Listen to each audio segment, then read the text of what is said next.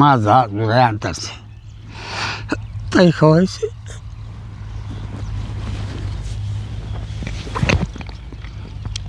তখন আপনাদের আশেপাশের মানুষের অবস্থা কিরকম? এই সময় হয়েছে মুসলমান যত আছে সবারই অবস্থা আছে।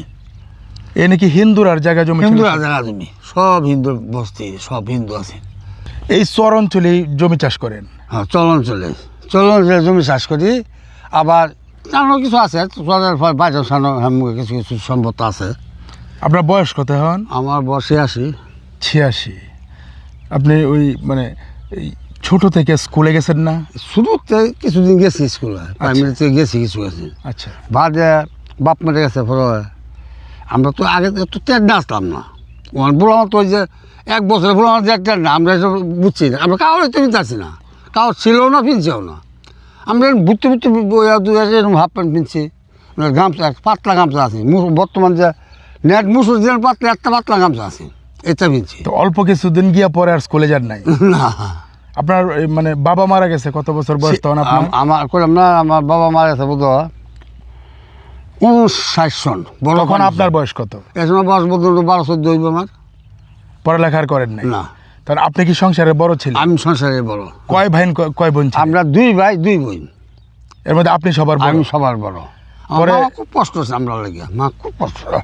পরে ওই সংসারের বড় ছেলে আপনি, তখন আপনি সংসারের হাল ধরলেন। এসব আমি তো বুঝতে পারছি না। মা এই করছে সব।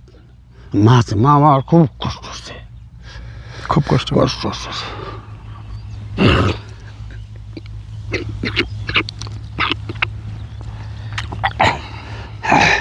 তখন থেকে কৃষিকাজই করে? হ্যাঁ, কৃষিকাজই করি।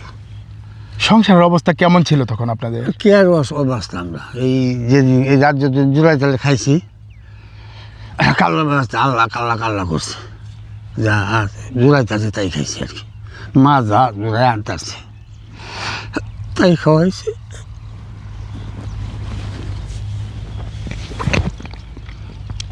তখন আপনাদের আশেপাশের মানুষের অবস্থা কিরকম? এই সময় হয়েছে মুসলমান যত আছে সবারই অবস্থা আছে।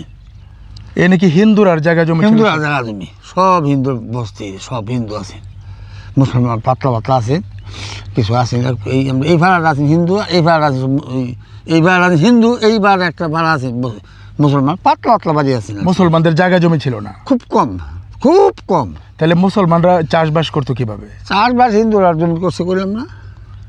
হিন্দুরা জমি করছে, হিন্দুরা জমি করিয়া যা পাইছে তাই দিছে। হিন্দু ধান করিয়া মারায়া টারায়া হুয়া টয়া তারা বেড়া তুলে ধান লাগছে, গোলাপ তুলে দেওয়া যেটি বাগে পাইছে যাচ্ছে।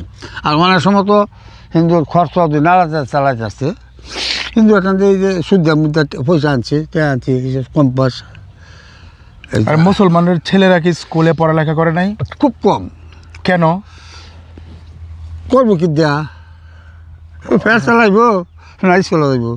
আমার কথাই কই, আমার যে আমরা স্কুলে যাইবার সময় আছে, এখন যদি আমার খাওয়ান চলতো, আমার খরচ চলতো, আমি স্কুলে গেলাম নইলে, তখন আমার কিছু নাই। তখন আমার এই একটা গরু রাখুন লাগছে, একটা বলি রাখুন লাগছে, একটু খেত করতেছি না, যাই হোক একটু আউন গেছে, রাখ গেছে, একটা বলি রাখছি, একটা গরু রাখছি, এই চোরা লই আইছি, ঘাস কাটতে খাওয়াইছি, এই তো কাজ করছি। একটু কাম না করলে তো মাতর অনেক কষ্ট। এরকম কি আপনাদের এই চরের সকল সব ফ্যামিলি এরকম আছে? এরকম ফ্যামিলি আছে আমরা আমলই দেখুন যে একদিন বাইক ঘরে কোনো চুলা আগুন জ্বলছে না, না খাই রয়েছে, না খাই রয়েছে।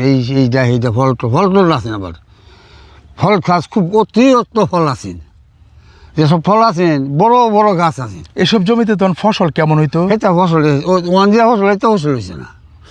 এটা দুলা কেলায় টেলায় ফেলাইছে, তারা জমিন আছে দুলা কেলায় টেলায় ফেলছে। আর বাদে করলে দুলা আউস টাউস করছে, নাইলে টাইলা করছে, এই করছে আর কি। ফসল খুব একটা কিছু হয়েছে না। এখন আপনার কয় সন্তান? আমার 5 সন্তান, 3 ছেলে 2 মেয়ে। ছেলেরা কি করে? ছেলেরা করলাম 2জন পালাইতাম বিদেশ, একজন দিতাম ব্যবসা। আমি একটা লবণের ব্যবসা করতাম, তুমতাম।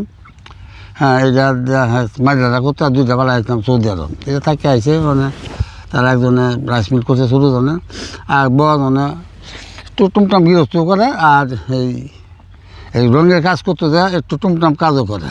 আর মেয়েরা বিয়ে দিচ্ছেন? আর মেয়েরা বিয়ে দিচ্ছে। এখন আপনার মানে সংসারের অবস্থা কেমন? এই আল্লাহ দিলে মোটামুটি আমরা আইবাই নাই এই গৃহস্থী খায়া চলতে পারে, একটু কিন্তু ছোট সময় যে কষ্টটা করছেন এর চেয়ে ভালো আছেন না? এতে আল্লাহ ভালো আছে, আল্লাহ তো কোটি কোটি শুক্রিয়া। আল্লাহ যে সহজ হয়ে চলা, একটা হাফ প্যান্ট পাইছি না কিনবার, 2 বছর হলে হাফ প্যান্ট কিনে গেছে, 2টা পয়সা জোগাড় করা খুব কঠিন আছে।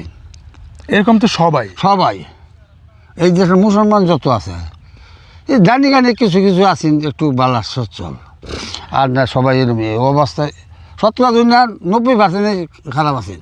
আপনার নাম কি? আমার নাম আব্দুল জলিল। ইনি আব্দুল জলিল, ব্রহ্মপুত্র নদের চরাঞ্চলে ওনার বাড়ি।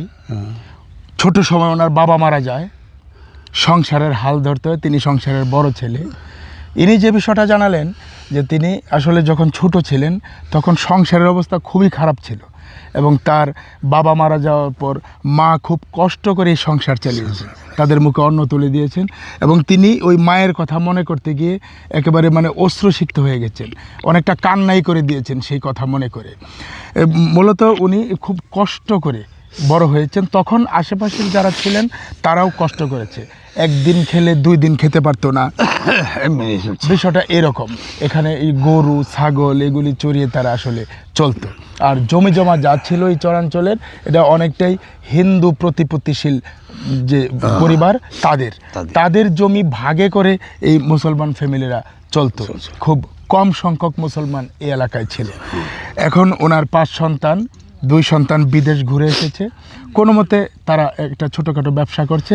উনি যেটা বলছেন যে এখনও কষ্ট করছেন, তবে ছোট সময়ের চেয়ে যে কষ্ট ছিল ওই কষ্টের চেয়ে এখন ইনি ভালো আছেন। আসলে এই চরাঞ্চলের যে এই যে কাকারা, তাদের জীবনের চিত্রটা অনেকটা এরকমই। খুব কষ্ট করেছেন, ছোট সময় একদিন খেলে 2 দিন খেতে পারেননি, এরকম অনেক কষ্ট হয়। আর এ সময় এই জমিতে ধান হতো না, যদিও ধান রোপণ করতো প্রতি কাঠায় 1 মণ 1.5 মণ ধান হতো। 1 মণ 1.5 মণ হয়েছে না, 6 ভাগে। হ্যাঁ, তো এই ধান দিয়ে আসলে ভাগের যে মহাজন তাকে দিয়ে বা ভাগের যে ধানটা পেয়ে আসলে বছরের খোরাকও হতো না, অনেক কষ্টে তাদের জীবন কেটেছে, এখনো কষ্টই করছে। এই ছিল আসলে চরাঞ্চলের এই কাকার জীবনের গল্প।